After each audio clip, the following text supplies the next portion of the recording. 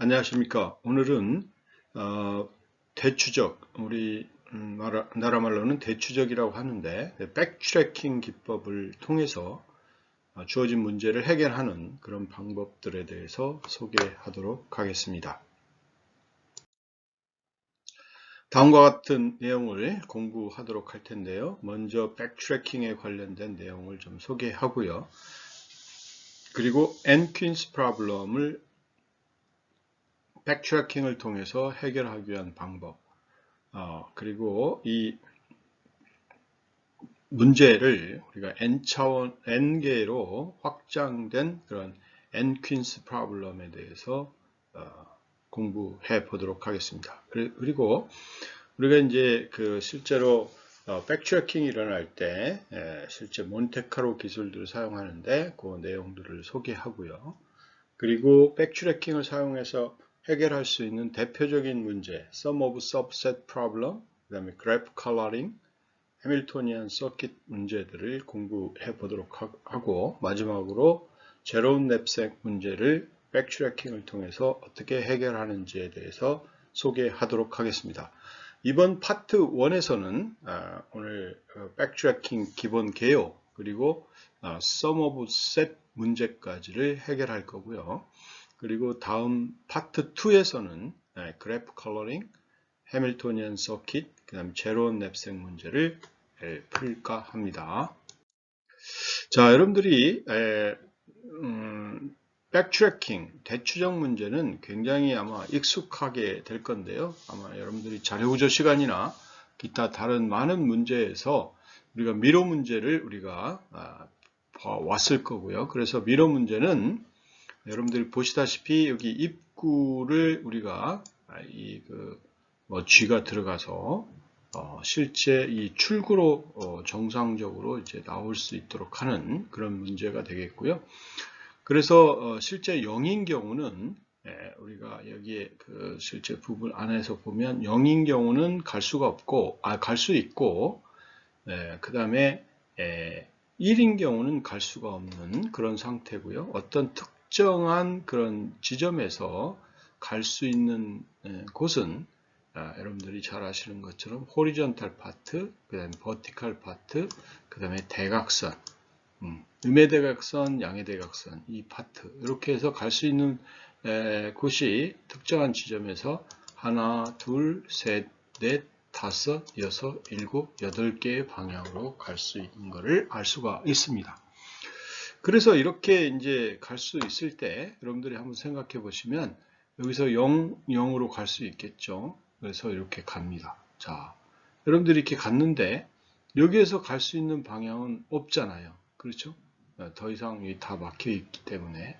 그래서 여기서 갈 수가 없기 때문에 여기서 다시 뒤돌아오는 겁니다. 그리고 뒤돌아와서 다시 이제 0으로 가고요. 이렇게. 여기를 이렇게 갔는데도 역시도 이렇게 세 군데가 다 막혀 있잖아요. 다른 군데도 다 막혀 있죠. 이렇게. 다른 군데도 다 막혀 있고, 그래서 결국은 이쪽으로 이렇게 가게 되는 거고, 또 여기서 방향을 다 체크를 해보니 갈 수가 없는 거죠. 그래서 다시 뒤돌아옵니다. 이렇게.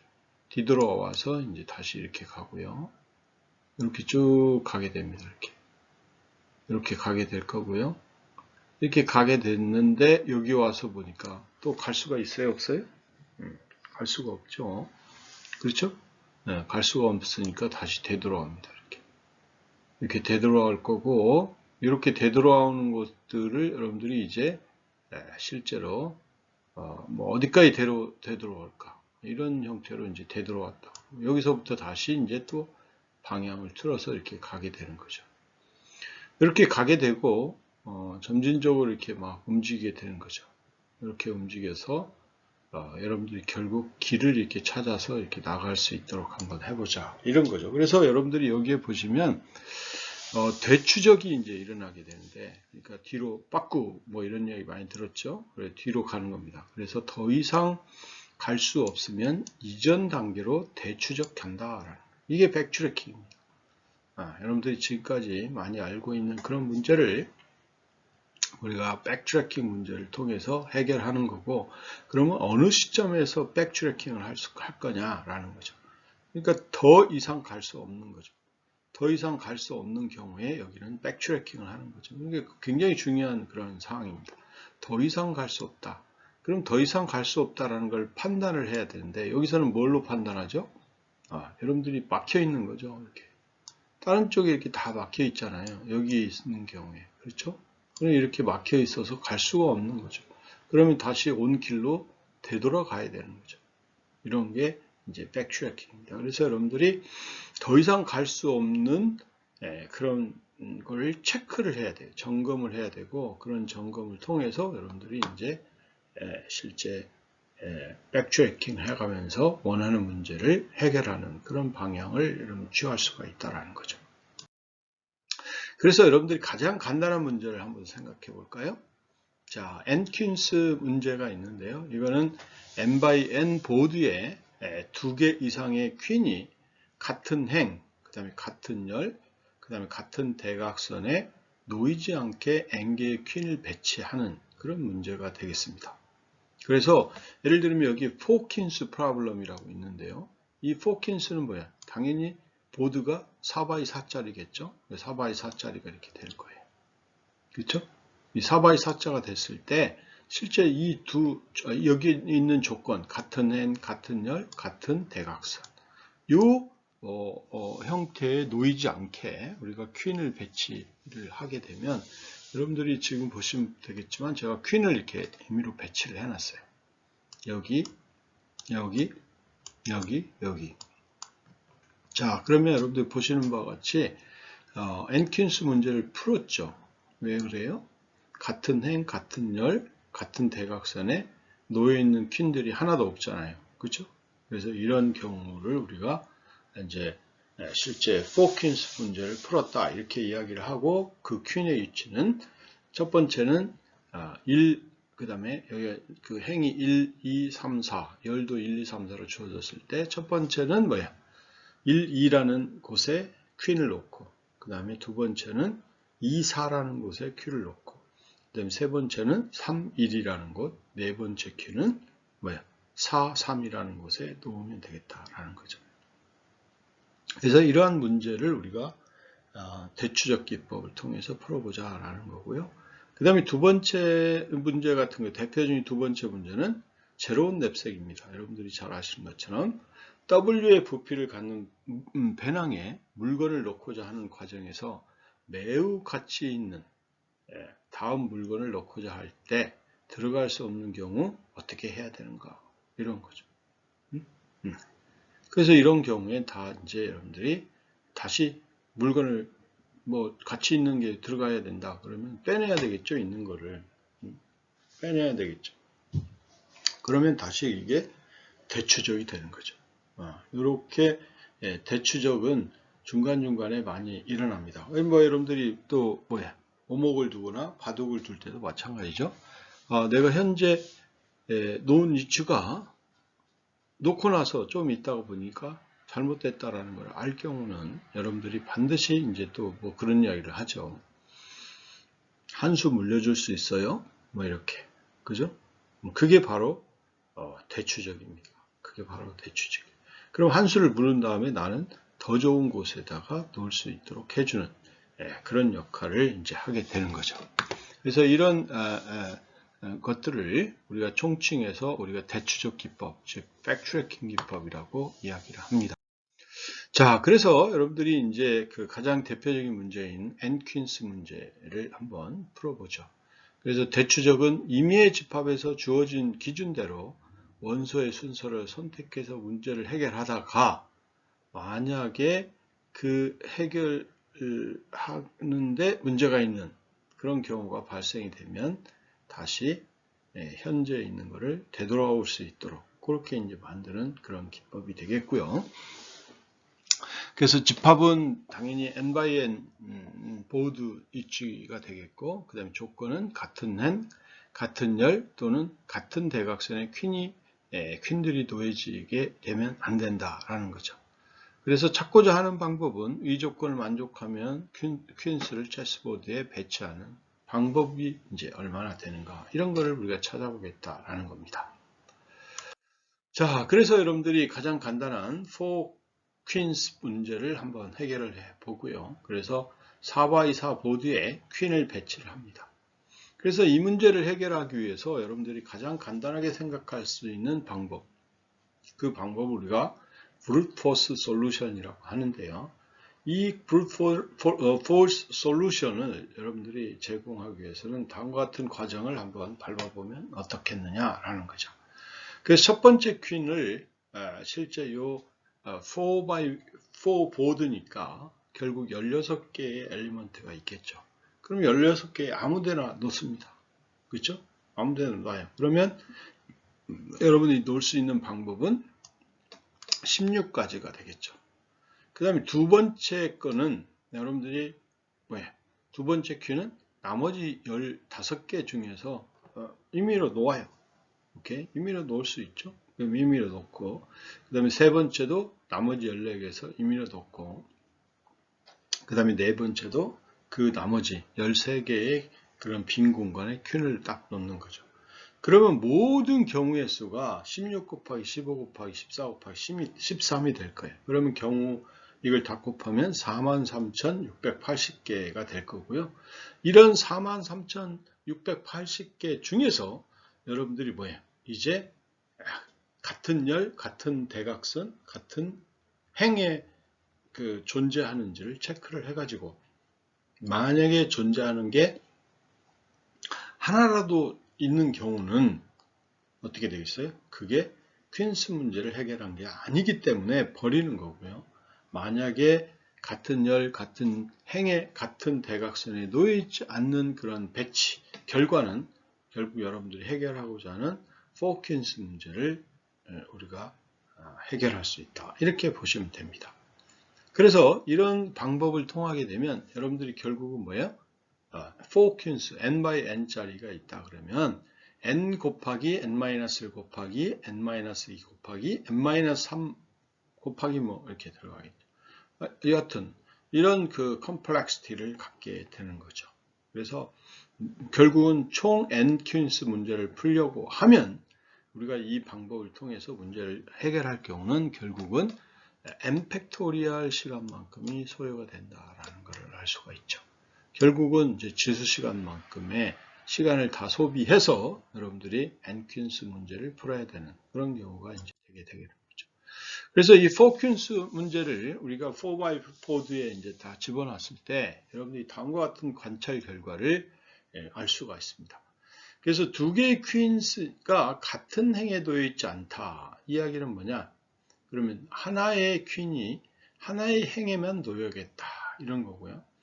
그 다음에 첫 번째 퀸이 첫 번째 행에 놓이고 그러면 두 번째 행은 두 번째 퀸에 놓이고 세 번째 행은 세 번째 퀸, 그 다음에 세 번째 행이죠.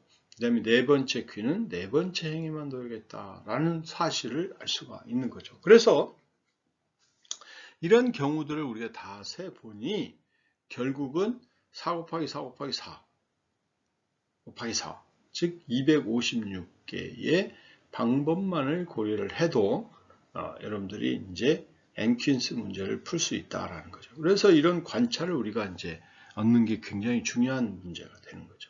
그러면 아주 여러분들이 brute force solution 메소드를 통해서 고려해야 되는 경우, 즉 43,680개를 우리가 대폭 줄여서 256개의 경우의 수를 우리가 고려할 수가 있는 거죠. 그러면 이렇게 고려가 되면 여러분들이 금방 보시는 바와 같이 경우의 수가 굉장히 많이 줄었기 때문에 우리가 찾고자 하는 솔루션을 보다 더 빨리 찾을 수 있는 것을 알 수가 있는 거죠. 이해가 되시죠? 이렇게 이제 우리가 실제 n-퀸스 문제의 컴플렉시티를 점점 더 향상시킬 수가 있다라는 거죠. 그래서 그 룰은 여러분들이 간단합니다. 자, 첫 번째 이렇게 놓여 있으면 이 같은 행에는 놓여 있지 않는다. 그 다음에 두 번째 행도 없고 자, 이런 형태로 우리가 이제 경우의 수를 줄여가는 거죠. 오케이? 자, 그래서 이거를 우리가 이런 모든 경우들을 다 우리가 나열해 놓은 그런 경우를 우리가 상태 공간 트리, 즉 스테이트 스페이스 트리라고 합니다. 그래서 모든 가능한 상태를 보여주는 그런 트리입니다. 그래서 예를 들면 여러분들이 첫 번째 퀸이 배치할 수 있는 경우가 뭐야? 1, 2, 3, 4. 첫 번째 행에 1, 2, 3, 4에 다 배치가 되겠죠? 그 다음에 두 번째 퀸은 두 번째의 뭐야?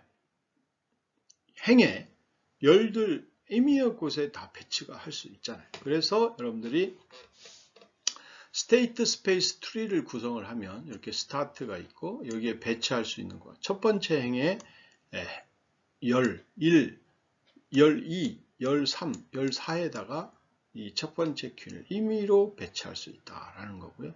그러면 여러분들이 첫 번째 행에 이 첫 번째 열에 이 퀸이 배치가 됐을 때 역시 마찬가지로 다른 그런 두 번째에 대한 퀸을 우리가 배치할 수 있는데 그 가능한 곳은 다 여러분들이 적어보면 두 번째 행에 1열, 2열, 3열, 4열 아무 곳에 들어와도 된다 이거죠. 자, 그러면 이렇게 여러분들이 또 세 번째 퀸에 대한 배치를 그려봐도 이렇게 되겠고요. 네 번째 거에 대해서 그려도 이렇게 됩니다. 결국은 모든 경우를 다 따지게 되면 여러분들이 루트에서 차일드의 개수가 몇 개겠어요? 4개가 나오고 그 다음에 각 노드마다 차일드의 개수가 이렇게 4개가 나오는 것을 알 수가 있습니다. 그래서 여러분들이 실제 이거에 대해서 전체적으로 캔디데이트를 우리가 따져보면 여기에 노드의 개수가 몇 개죠? 4개. 그 다음에 이 각각에 대해서 우리가 노드의 개수를 했더니 4의 이게 제곱이잖아요. 제곱수. 여기는 뭐예요? 4의 3승. 그 다음에 여기는 4의 4승계의 결과를 얻을 수가 있는 것을 알 수가 있는 거죠. 그렇죠? 그래서 총 상태 공간 트리의 노드의 숫자는 우리가 4 더하기 4의 제곱 더하기 4의 3승 더하기 4의 4승의 개수를 알 수가 있는 거고요. 이런 모든 캔디데이트 결과들을 우리가 depth first search를 통해서 하게 되면 여러분들이 이 모든 리프 노드들을 방문할 수가 있게 되는 거고요. 그래서 이런 depth first search를 통해서 하게 되면은 여러분들이 아까 이야기했던 four queens problem을 해결할 수가 있는 그런 상황이 되는 거고, 결국 이 트리에 있는 노드의 개수는 결국은 4의 뭐예요? 5승 빼기 1이 될 것이다. 이런 거를 여러분들이 알 수가 있고, 그 개수는 아까 이야기했던 것처럼 256개가 될 것이다 라는 거를 여러분들이 확인할 수가 있습니다. 자, 그래서 이렇게 이제 하니까 실제로 우리가 이런 스테이트 스페이스 트리를 구해 보니 그 트리 스페이스에 있는 노드의 개수가 굉장히 많게 된다는 거죠. 그래서 포킨스 프로블럼 같은 경우도 노드의 개수가 4의 5승 마이너스 1 정도가 되는 거예요. 그게 너무 많죠. 쓸데없는 노드들이 생성되는 게 너무 많으니까. 그래서 우리가 뭐를 하겠다라는 거냐면 프로마이징이라는 유망성에 대한 체크를 하겠다라는 거예요. 그래서 해답이 나올 가능성이 없는 노드는 우리가 non-promising이라고 하고요. 그 다음에 해답이 나올 가능성이 있는 노드를 우리가 promising이라고 해보자라는 거죠. 즉 유망한 노드다 이런 거죠. 그러면 여러분들이 이 상황을 체크를 해봤을 때 해답이 나올 가능성이 없는 노드는 non-promising이기 때문에 더 이상 이제 진행을 하지 않는다라는 거죠. 진행을 할 필요가 없는 거죠. 진행을 할 필요가 없는 거예요. 그래서 백트래킹을 하게 되는데 이 백트래킹을 언제 하느냐라는 거예요. 그러니까 다음과 같이 우리가 백트래킹을 하겠다라는 겁니다. 그래서 어떤 노드에 우리가 유망성을 점검한 뒤에 유망하지 않다면 그 노드의 부모 노드로 돌아가자라는 겁니다. 돌아가자. 백트래킹을 하자. 그리고 다음 자식 노드에 대한 검색을 계속 진행하는 과정으로 우리가 백트래킹이 일어나겠다라는 겁니다. 그래서 다시 한번 이야기하지만 백트래킹이 일어난 시점은 어떤 노드가 non-promising 한 경우에 여러분들이 백트래킹을 하자. 더 이상 전진시키지 말고 백트래킹을 하자라고 결정을 내리고 처리를 합니다. 그래서 이런 이제 어떤 노드의 백트래킹을 하는 형태를 취하기 위해서는 여러분들이 상태 공간 트리에서 우리가 깊이 우선 탐색을 실시하자라는 거죠. 깊이 우선 탐색을 실시하자라는 거죠. 그러면서 여러분들이 non-promising 노드는 이제 가지를 쳐버리자. 더 이상 우리가 진행이 안 되게 하자. 그걸 우리가 이제 프루닝이라고 합니다. 프루닝을 하고 이제 더 이상 진행시키지 말자라는 거고요. 그 다음에 유망한 노드에 대해서는 그 노드의 자식 노드를 검색해 가면서 우리가 문제를 해결해 보자라는 게 이 실제 백트래킹의 기본적인 아이디어라. 이렇게 여러분들이 생각하시면 됩니다. 그래서 우리가 대추적 접근법에 대한 기법은 상태 공간 트리의 깊이 우선 탐색을 실시를 하고요. 각 노드가 유명한지를 점검을 합니다. 그래서 만약 그 노드가 유명하지 않으면 가지치기를 수행하고 그 노드의 부모 노드로 돌아가서 다음 자식에 대한 노드를 검색을 다시 시작하도록 이렇게 만들어주는 그런 기법이 우리가 대추적 기법이라고 생각하시면 되겠고요. 그래서 이런 대추적 기법을 통해서 여러분들이 프로그램을 짜게 될 경우는 어떻게 하느냐, 어떤 노드를 우리가 체킹을 하는데 만약에 그 노드가 프로마이징이면 그렇죠? 프로마이징이면 V에서의 솔루션이 있느냐 한번 체크를 해가지고 만약에 그 솔루션이 우리가 원하는 솔루션이다 그러면 정답을 알려주도록 만드는 거고요. 그리고 이제 V의 각 child에 대해서 다시 체크 노드를 실시하도록 그렇게 만드는 거죠. 그래서 depth first search를 이용해서 우리가 실제로 문제를 이런 체크노드 기법을 통해서 해결하겠다라는 거죠. 그래서 여기에 이제 여러분들이 보시면 어떤 V라는 노드가 이렇게 있잖아요. V라는 노드가 있고 만약에 이걸 체크했는데 프로마이징이다. 그러면 프로마이징이면 이제 자식으로 가보자라는 거죠. 그래서 만약에 솔루션이 있으면 솔루션을 출력하고 만약 솔루션이 없는 경우는 여기에 자식이 딸려있는 뭐 4개가 딸려있다 그러면 이 첫 번째 자식에 대해서 다시 리커시브 콜을 호출하겠다. 체크노드 호출하겠다. 오케이?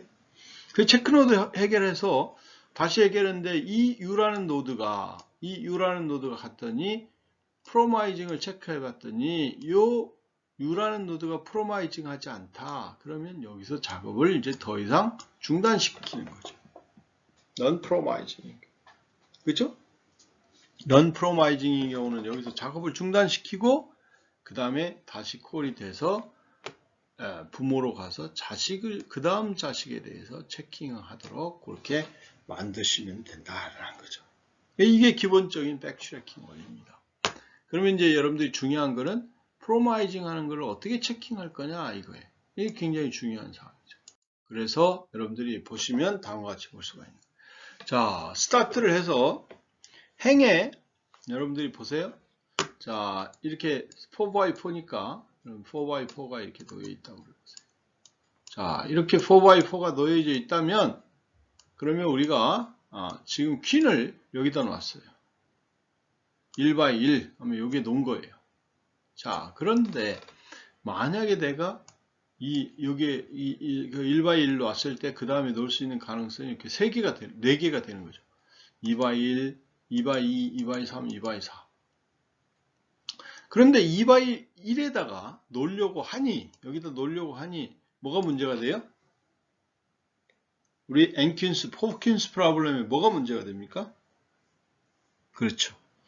같은 열에 존재하잖아요. 같은 열. 그렇죠? 같은 열에 존재하니까 이런 경우는 우리가 이 노드가 non-promising 노드가 되도록 만들어버리는 거예요.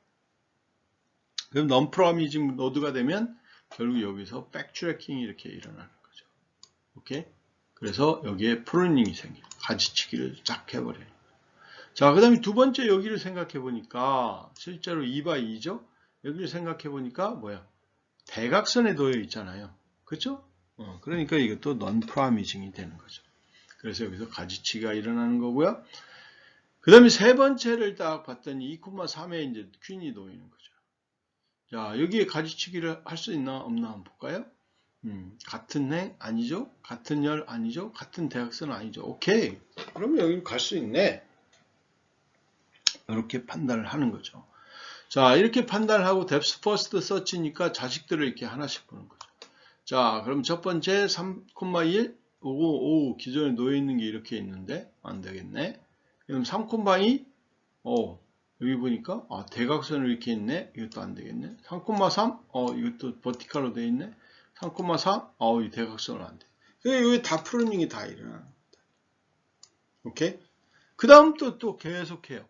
그래서 끝까지 딱 해보면 여러분들이 1, 2에 놓여 있고 2, 4에 놓여 있고 3, 1에 놓여 있고 4, 3에 놓여 있으면 오케이다 이렇게 이제 결론을 얻을 수가 있는 겁니다. 자, 그러면 여러분들이 이 노드의 숫자를 한번 세볼까요? 우리가 이 문제를 해결하기까지의 노드의 숫자가 몇 개인가? 그럼 여러분들이 하나, 둘, 셋, 넷, 다섯, 여섯, 일곱, 여덟, 아홉, 열, 열하나, 열둘, 열세, 열네, 열다섯, 열여섯, 열일곱, 열여덟, 열아홉, 스물, 스물하나, 스물둘, 스물세, 스물네, 스물다섯, 스물여섯 개. 자, 26번 만에 작업을 통해서 우리가 n퀸스 문제를 해결할 수 있는 방법을 이렇게 제시를 해주는 거예요. 자, 그러면 256이라는 숫자가 56으로 줄어드는 거죠. 26으로 줄었잖아요. 얼마나 많은 경우를 줄일 수가 있나 이거예요. 그래서 이렇게 만들어 놓은 트리를 우리가 프론드 스테이트 스페이스 트리라고 이야기를 합니다. 가지치기 상태 공간 트리라고 이야기해요. 그래서 결국 가지치기를 해놓은 상태 공간 트리에서 노드의 개수를 최소로 만들면 여러분들이 굉장히 빠르게 우리가 원하는 문제를 해결할 수가 있다라는 거예요. 그래서 그런 부분들이 이제 가장 핵심인 거고요. 그래서 실제로 우리가 이런 포킨스 프로블럼들을 조금 더 우리가 개선을 해가지고 이 문제를 해결할 수가 있는데 그거는 실제 노드를 방문하기 전에 먼저 프로미스를 한번 체킹을 해보는 겁니다. 그래서 어떤 extend recursive 모듈인데 V라는 노드가 이렇게 있다. 그럴 경우에 이 자식이 이제 이렇게 U 자식이 이렇게 있을 때, 이 U라는 자식이 있을 때 먼저 U라는 자식들이 뭐예요? 프로미징인지를 체크를 하고 만약에 프로미징이면 다시 이놈에 대해서 리커시브하게 호출하는 겁니다. 오케이? 그래서 모든 자식들을 이렇게 for를 한꺼번에 고려를 해서 원하는 그런 솔루션을 해결할 수 있도록 그렇게 만들어주는 그런 방식이 우리가 extend 알고리즘이 되겠습니다. 그래서 아까 여러분들이 체크노드에 대한 알고리즘과 여러분들 expand에 대한 알고리즘의 차이는 약간 있으니까 여러분들이 그걸 꼭 유념하시기 바랍니다. 자, 그래서 이거를 우리가 n퀸스 문제로 해결을 할 때는 여러분들이 n×n 보드에 어떤 두 퀸도 같은 행, 같은 열, 같은 대각선에 있지 않게 n개의 퀸을 배치하는 문제가 되겠고 입력은 당연히 양의 정수 n이 되겠습니다. 출력은 칼럼 i에서 i번째 행에 배치된 퀸의 위치를 우리가 이야기를 하겠습니다. 그래서 퀸스라는 int i라는 것들을 받으면 먼저 i가 promising인지를 체크를 합니다. 그래서 promising이면 다음과 같은 일을 우리가 하게 되죠. if i가 n이면 여러분들이 다 출력을 해주는 거고요. 만약에 그렇지 않으면 여기 여러분들 이 else가 조금 이쪽으로 이렇게 좀 당기게 해야지 확실합니다. 이렇게 그래서 for j equal 1에서 n까지 우리가 컬럼 i 플러스 1을 j라고 놓고 다시 퀸스 i 플러스 1을 호출을 하게 되는 거죠. 그러니까 행 단위로 이런 일들을 계속 반복해서 처리할 수 있도록 그렇게 이제 만들 수가 있는 거죠. 그래서 이게 이제 아주 중요한 사항입니다. 그래서 이걸 우리가 체크를 할 때 프라미징이라는 걸 어떻게 체크할 거냐라는 거죠. 그러면 여러분들이 실제로 i가 인덱스고요. 그 다음에 k가 1에서부터 시작해서 기존에 놓여 있는 것들하고 체크를 하면 됩니다. 그래서 만약에 그렇게 기존에 놓여 있는 인덱스를 우리가 저장을 하고 있으니까 그 저장된 그런 값들이 결국은 실제로 보시면 이제 그 컬럼에 대한 정보로 갖고 있게 되는 거고요. 그래서 컬럼 i의 컬럼이 k번째 컬럼과 같으면 여러분들이 안 되는 거고요. 그 다음에 빼기를 했는데 i-k가 되는 경우도 이게 문제가 있는 겁니다. 그래서 switch equal false라고 해주고 그 다음에 이제 k를 하나씩 증가시켜서 처리할 수 있도록 합니다. 그래서 만약에 공교롭게 이 for loop이 끝났다라고 할 경우에 여러분들이 return switch라는 그런 변수가 있는데요. 그런 변수를 우리들한테 넘겨주시면 된다라는 겁니다. 오케이. 자, 그래서 이런 n퀸스 문제를 우리가 해결을 했을 때 실제 여러분들이 상태 공간 트리를 구하면 당연히 1 플러스 n 플러스 n제곱 플러스 n3승 플러스 nn승 결국은 n분의 1분의 n의 n 플러스 1승 마이너스 1 정도 된다라는 거죠. 그래서 여러분들이 이렇게 많은 시간이 이제 소요되는 것을 알 수가 있고요. 결국은 n퀸스 프로블럼은 여러분들이 이 시간 만에 해결될 수 있는 형태로 우리가 만들어질 수밖에 없다라는 것을 알 수가 있습니다. 그래서 실제로 이거를 테스트를 해보니까 대추적 없이 상태 공간 트리를 우선 깊이 우선 탐색으로 모든 노드를 검색하는 알고리즘을 실행해 보니 여러분들이 다음과 같은 많은 시간이 소요되는 걸 알 수가 있고요. 그 다음에 두 개의 퀸은 같은 행이나 같은 열에 올 수 없다는 제안을 가지고 우리가 시행을 했더니 이 결과를 얻게 되는 거고요. 그래서 여러분들이 보시는 바와 같이 많은 그런 숫자를 줄인 것을 알 수가 있게 되겠죠.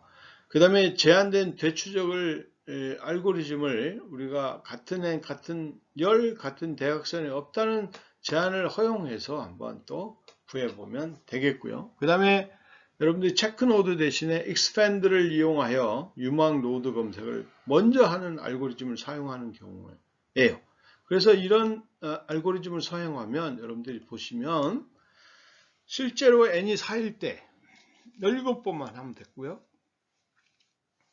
그 다음에 n이 8일 때는 2057번.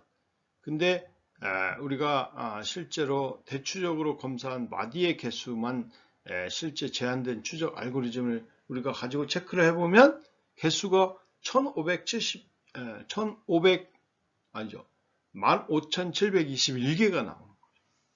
그리고 n이 만약에 1.2 곱하기 10의 16승이었다. 그러면 아니죠. n이 14일 때 실제 이 알고리즘을 돌리면 상태 공간 트리를 이용해서 할 경우는 1.2 곱하기 10의 16승이 걸리는 거고요.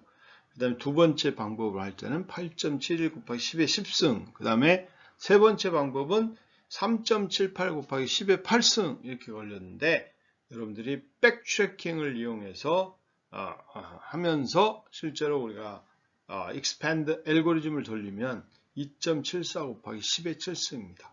여러분들이 보시는 바와 같이 아직도 굉장히 많은 시간이 들어가죠. 그렇지만 이런 시간들을 계속적으로 줄이는 것도 또 하나의 중요한 요소다. 이렇게 보시면 됩니다.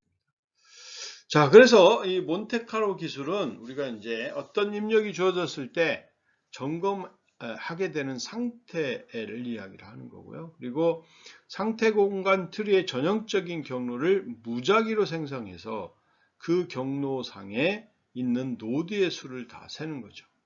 그래서 이런 상기 과정을 여러 번 반복하여 나오는 결과의 평균값을 우리가 추정치로 사용하는 거죠.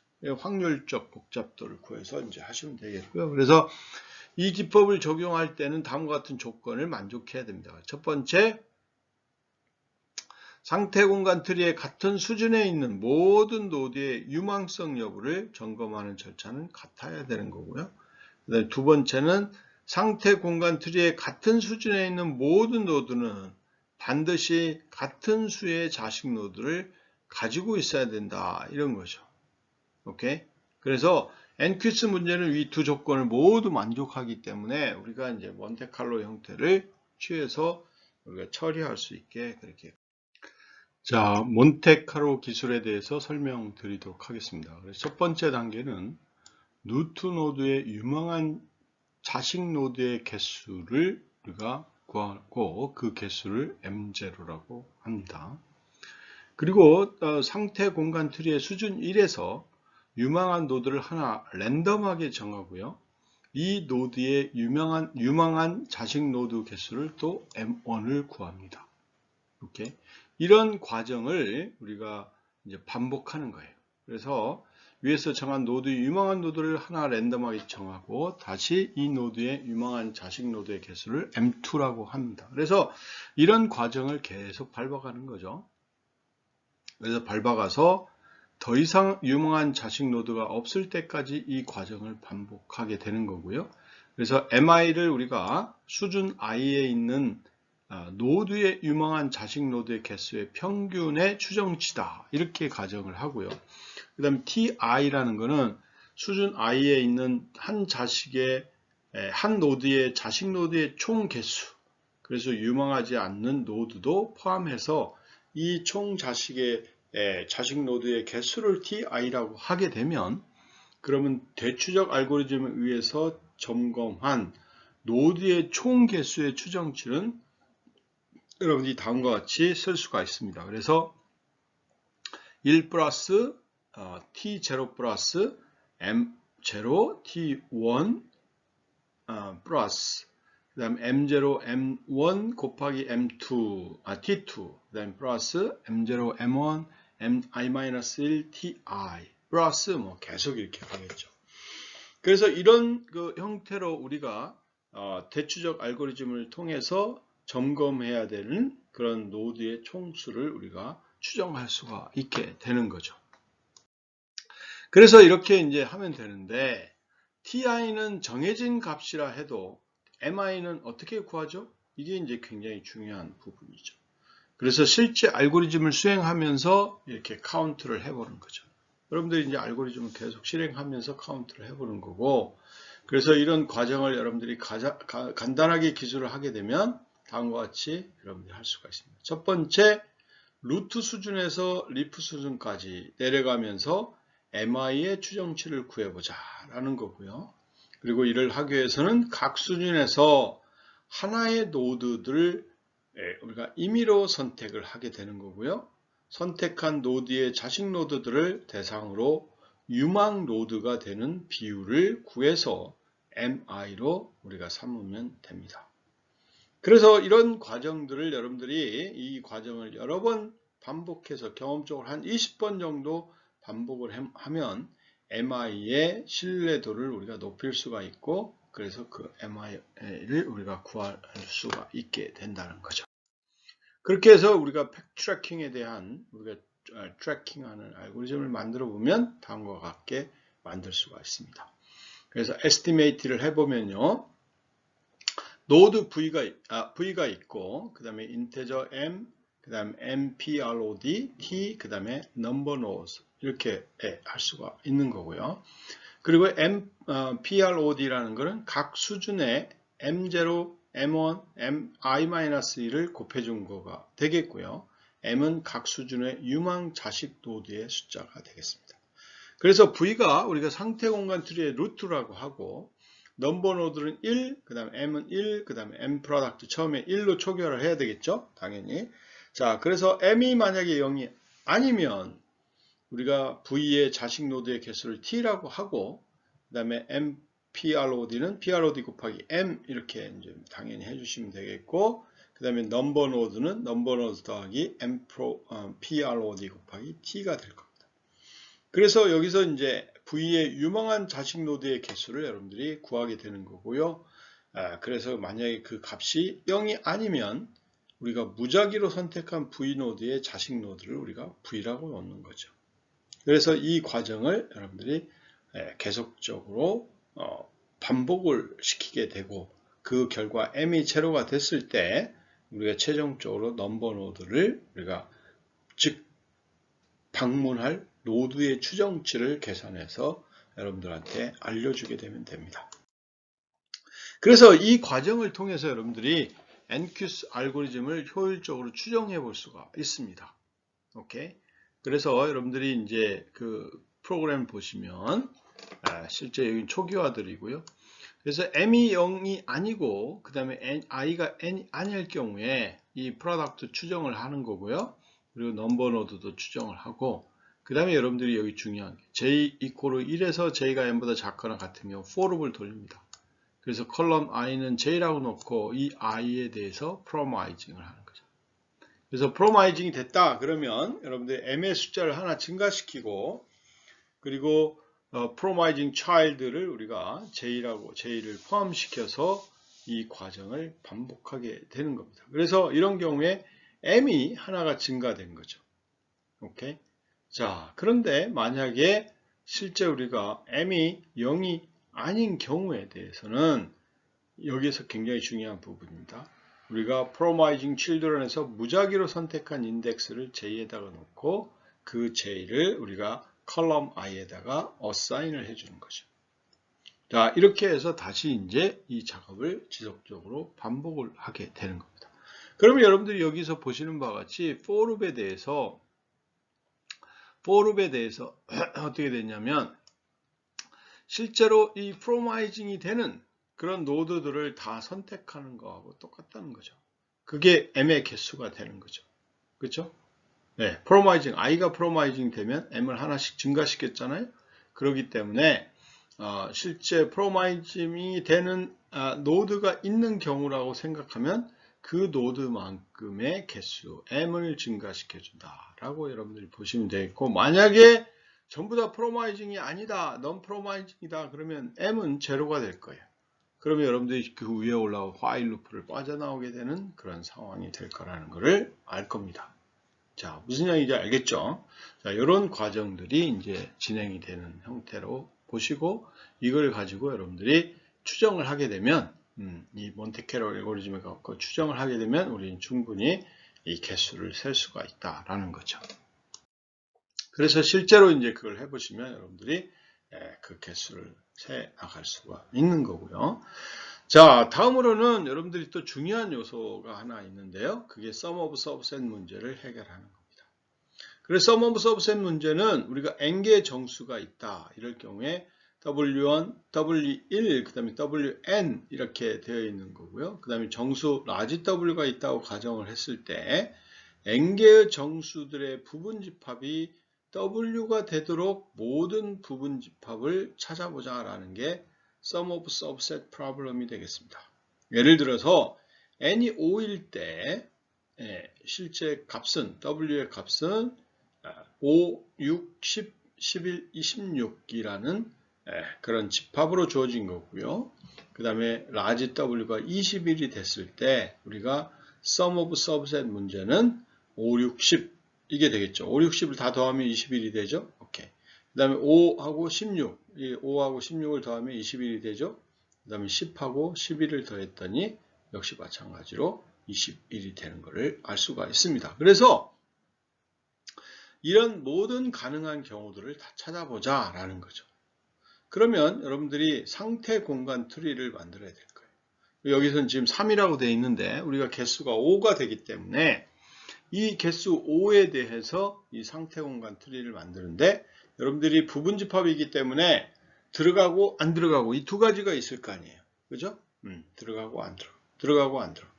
그래서 여러분들이 처음에 스타트를 해서 들어가는 경우는 W1이 될 거고 들어가지 않는 경우는 0이 될 겁니다. 그 다음에 역시 마찬가지로 들어간 경우에 대해서도 W2가 들어갈 수도 있고 안 들어갈 수도 있고 이게 안 들어간 경우에 대해서 W2가 들어갈 수도 있고 안 들어갈 수도 있고 그 다음에 이 W1, W2, W가 들어가 있는 상태에서 W3하고 제로하고, 즉 W3가 들어갈 수도 있고 안 들어갈 수도 있고. 그러면 이 노드가 가리키고 있는 부분 집합의 형태는 뭐겠어요? W1, W2, W3가 될 거죠. 자, 여기는요. 부분 집합이 어떻게 만들어지죠?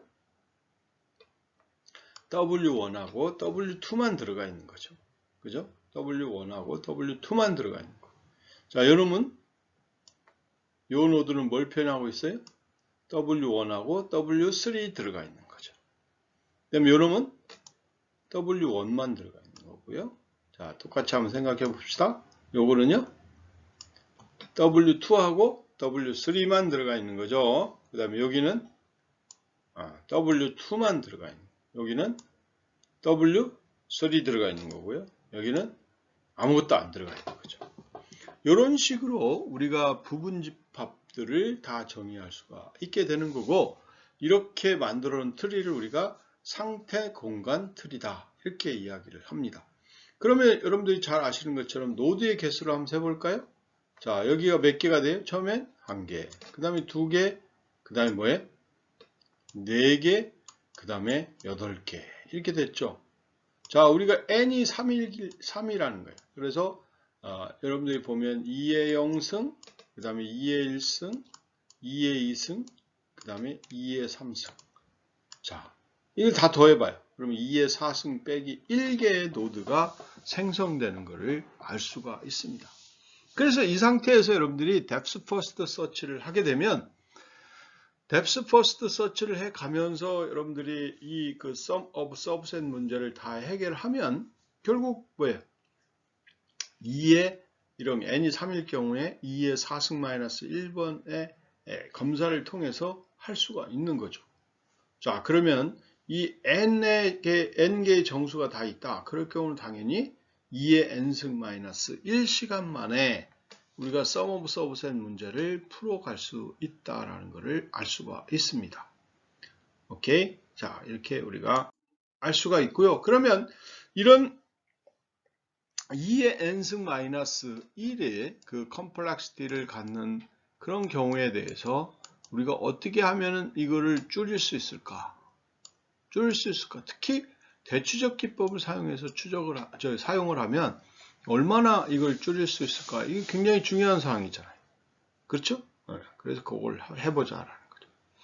그래서 여러분들이 웨이트를 오름차순으로 정렬을 했다. 이럴 경우에 우리가 non-promising에 대한 명백한 표시가 있게 될 거고요. 그래서 정렬을 하는 이유를 정렬하지 않으면 답을 찾을 수 없는 경우가 발생이 된다. 그래서 우리가 웨이트로 실제로 웨이트를 주는 데 있어서 레벨 i까지 포함된 노드의 웨이트의 합이라고 우리가 생각을 하고요. 그 다음에 토탈이라는 것을 남은 웨이트의 총합이다. 이렇게 정의를 하는 거죠. 다시 한번 말씀드릴게요. 자, 우리가 지금 보세요. 그 관련된 변수 2개를 만드는데요. 웨이트라는 변수하고 그 다음에 토탈이라는 변수를 한번 만들어 보죠. 그러면 웨이트라는 것은 뭐냐면 레벨 1에서부터 레벨 i까지 우리가 이제 여러분들이 포함되고 포함 안 되고 이렇게 두 가지 경우로 나눠서 우리가 스테이트 스페이스 트리를 만들었는데, 루트로부터 그 노드까지 오는 경로가 있겠죠. 그럼 그 경로상에 존재하는 그런 가중치가 있을 겁니다. 그래서 그 가중치의 합을 우리가 웨이트라고 정의를 하겠다라는 거죠. 오케이, 다시 이제 확실히 이해가 됐죠. 그 다음에 토탈이라는 것은 뭐냐면 실제 남은 웨이트의 총 웨이트가 된다는 거죠. 앞으로 이제 실제 이걸 다 포함을 시켰을 때도 어떤 웨이트가 될 거냐라고 판단을 해보는 거죠. 오케이. 자, 이런 두 가지의 그런 변수를 통해서 우리가 좀 더 빠르게 프루닝을 할 수 있도록 만들어 보자. 가지치기를 할 수 있도록 만들어 보자라는 거죠. 자, 그래서 여러분들이 이제 실제로 보면 웨이트가 있는데 레벨 i까지 웨이트가 있어요. 그러면 다음 게 들어간다고 가정을 한 경우에, 즉 그러면 총 웨이트가 뭐가 되느냐? 그러면 기존의 I 레벨까지 들어왔던 웨이트 플러스 그 다음에 WI 플러스 1의 웨이트. 그렇죠? WI 플러스 1. 다음 게 이제 포함이 된다. 이렇게 가정을 하는 거니까요. 그러면 이 두 숫자를 합쳤어요. 합쳤는데 만약에 실제 우리가 해결하고자 하는 라지 W 값을 하고 이제 비교를 하는 거죠. 그런데 라지 W 값보다 이 그 합친 값이 더 크다. 그러면 당연히 뭐예요? 다음 거부터는 여러분들이 붙이면 안 되겠죠. 더 이상. 그렇죠? 그러니까 당연히 그 노드, 다음에 I 플러스 1을 고려했을 때 그 노드는 이제 non-promising이 된다라는 거예요. 즉, 유망하지 않게 되는 거죠. 그러면 당연히 그 상황에서 우리가 프루닝을 해야 되겠다라는 거예요. 프루닝을 해야 되겠다. 더 이상 이제 우리가 가지를 생성해서 우리가 스테이트 스페이스 트리를 안 만들어도 되겠다라는 거예요. 오케이? 자, 이 생각을 여러분들이 생각하시면 되겠고, 두 번째 이제 토탈이라는 것들을 가지고 한번 해보잖아요. 토탈이라는 것은 뭐냐? 그러면 남은 웨이트들의 총 웨이트의 합이에요. 자, 그래서 여러분들이 현재 i까지, 즉 레벨 i까지 우리가 포함된 그런 웨이트가 있는데, 토탈, 즉 나머지 우리가 최대로 생각했을 때의 토탈 값을 다 더했는데도 불구하고 그 값이 라지 W보다는 더 작게 나오는 경우가 있을 거 아니에요. 그러면 여러분들이 어떻게 합쳐봐도 이제 승패는 다 끝났다 이거죠. 즉 안 나온다. 라지 W하고는 안 맞는다. 그게 꼭 될 수가 없다. 나머지 것들을 다 넣어도 실제로 우리가 원하는 라지 W는 나오지가 않는다. 이런 경우가 발생이 되겠죠. 그렇죠? 그래서 그런 경우에 대해서도 역시 뭐예요? 유망하지 않다. 이렇게 보는 거예요. 유망하지 않다. 그래서 이런 두 가지 경우를 우리가 체크를 해가지고 실제로 이제 프로미징이 아니라는 것을 우리가 확인할 수가 있는 거고요.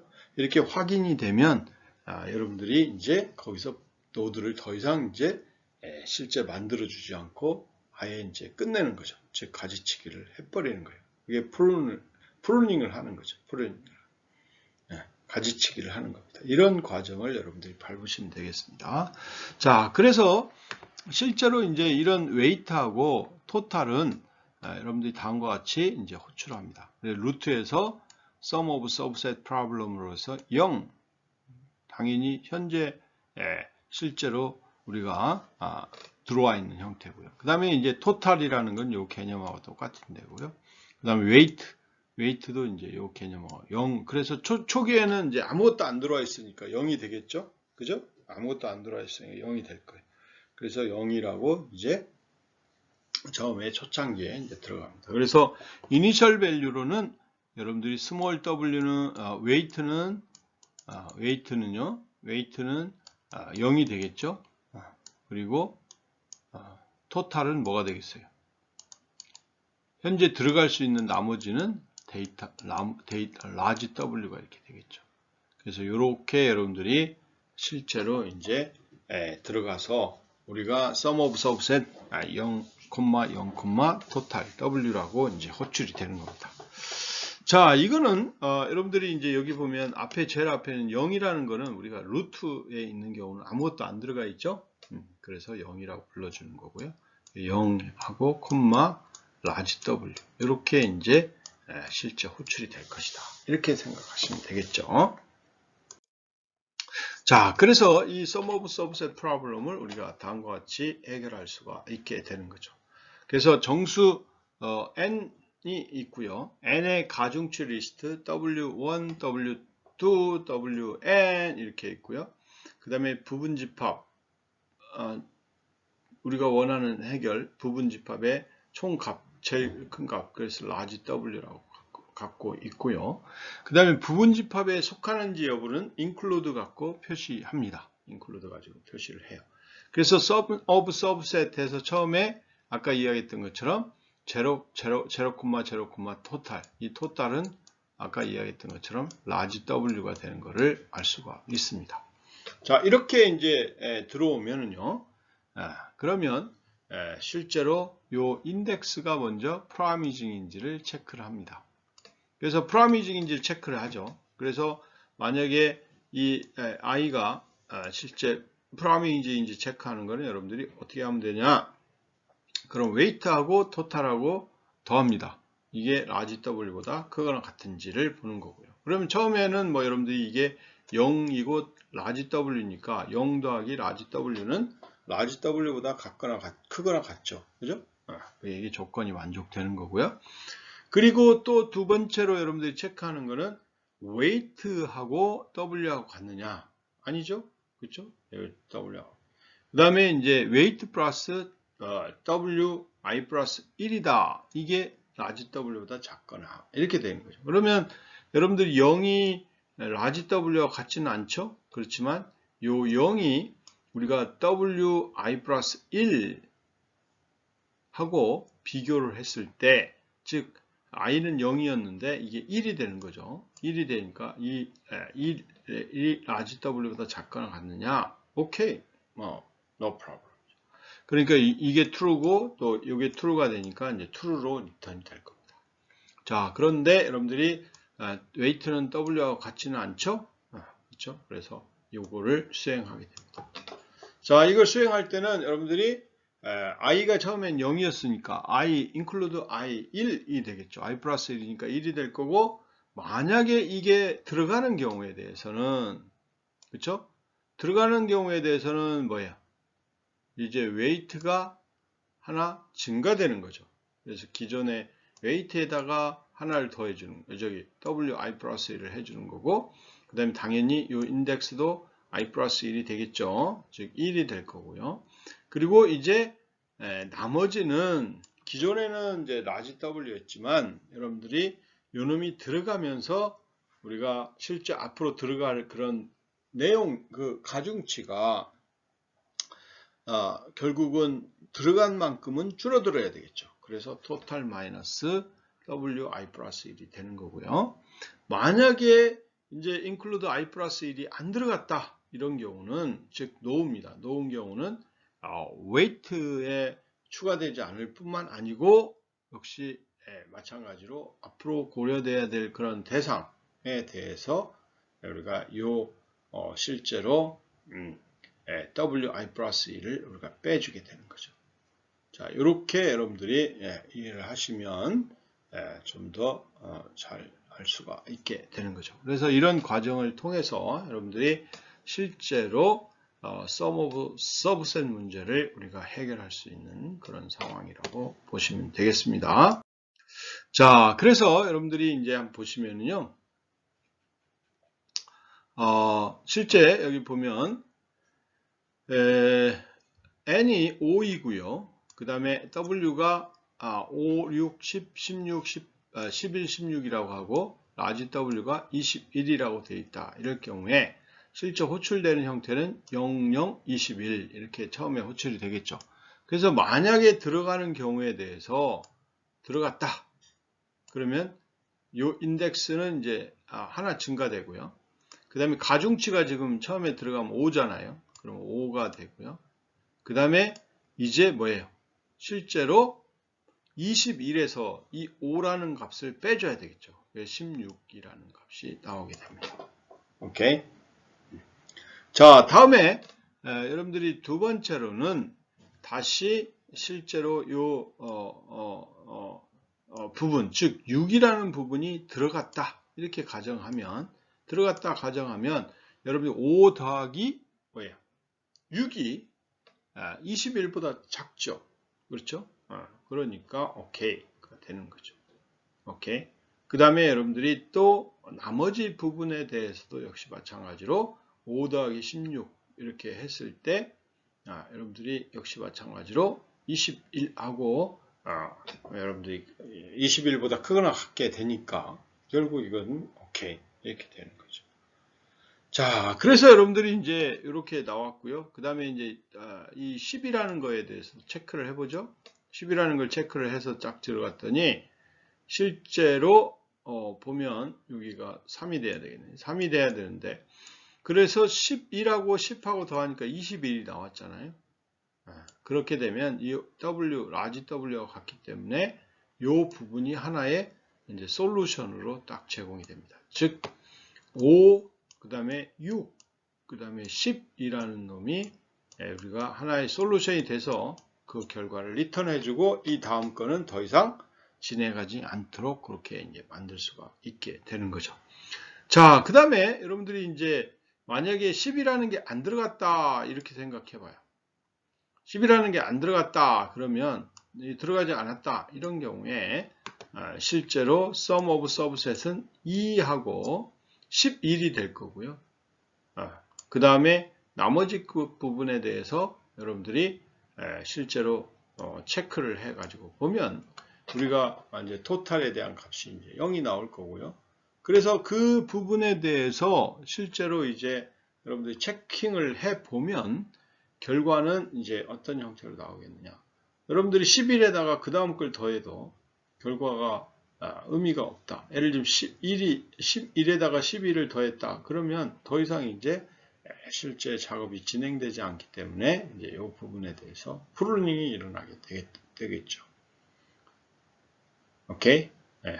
자, 이런 과정들을 우리가 하나하나씩 밟아서 우리가 최종적으로 여기에 서브셋들이 이제 만들어지는 거죠. 그래서 5, 6, 10짜리가 나오고요. 역시 마찬가지로 5, 16짜리가 나오고요. 그 다음에 이제 10, 11짜리가 이제 나오는 것을 알 수가 있습니다. 그래서 여기서 이제 하나하나씩 프로닝을 시켜서 그 결과를 얻어올 수 있도록 만들면 되겠죠. 그래서 여러분들이 이 기본적인 과정을 우리가 완성을 꼭 해보시면 좋겠고, 이 완성하는 부분들을 여러분들이 숙제로 내겠습니다. 숙제로 낼 테니까 여러분들이 꼭 완성을 해 주시기 바랍니다. 알겠죠? 꼭 중요한 문제니까요. 자, 그래서 이거에 대한 시간 복잡도를 여러분들이 따져보면 첫 번째 노드가 이제 1이 될 거고요. 두 번째는 들어가고 안 들어가고, 그 다음에 세 번째도 들어가고 안 들어가고 이렇게 되는 거죠. 그래서 궁극적으로는 우리가 최악의 경우는 1 더하기 2 더하기 2의 n승 더하기 2의 n승까지 가는 거죠. 그래서 2의 n승 플러스 1 마이너스 1이 될 거고요.